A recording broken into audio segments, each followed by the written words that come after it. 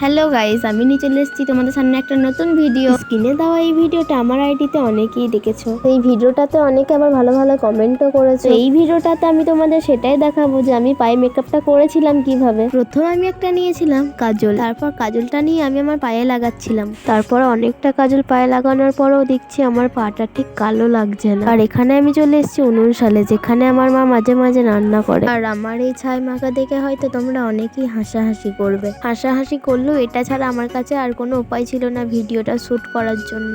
আর এখানে কিন্তু আমার ছাই মাখা পুরোপুরি হয়ে গেছে। আর দেখো আমার হাতের কি অবস্থা হয়েছে। একটা ভালো ভিডিওর জন্য এইটুকু কষ্ট তো আমাকে করতেই হবে, তাই না? মানুষ 15-30 সেকেন্ডের একটা ভিডিও দেখে বলে ইস কত সুন্দর হয়েছে ভিডিওটা। একটা 30 সেকেন্ডের ভিডিও করতে গিয়ে 30 বার ট্রাই করতে হয় আমাদেরকে, তবে গিয়ে একটা ভালো ভিডিও দিতে পারি আমরা। আর একই ভিডিও বারবার ট্রাই করার কষ্টটা শুধুমাত্র যারা ভিডিও বানায় তারাই বুঝবে। তারপরেও কিছু মানুষ বলে ভিডিও করা কি আর এমন ব্যাপার, এরকম ভিডিও তো আমিও বানাতে পারবো। শোনো, বানাতে পারবো আর বানিয়ে দেখানোর মধ্যে না অনেক পার্থক্য থাকে। তাই বলি ভিডিও নিয়ে কেউ কখনো বাজে কমেন্ট করবে না, কারণ একটা ভিডিও বানাতে অনেক কষ্ট হয়। ভিডিও পোস্ট করার পর দেখতে পাবো আমার ভয়েস নিয়েও খারাপ কমেন্ট চলে এসছে। জানি আমার গলার ভয়েসটা খুব একটা ভালো না, আর তার থেকেও খারাপ হয়ে গিয়েছে কারণ আমার প্রচন্ড ঠান্ডা লেগেছে, আমি কথা ঠিকঠাক বলতে পারছি না।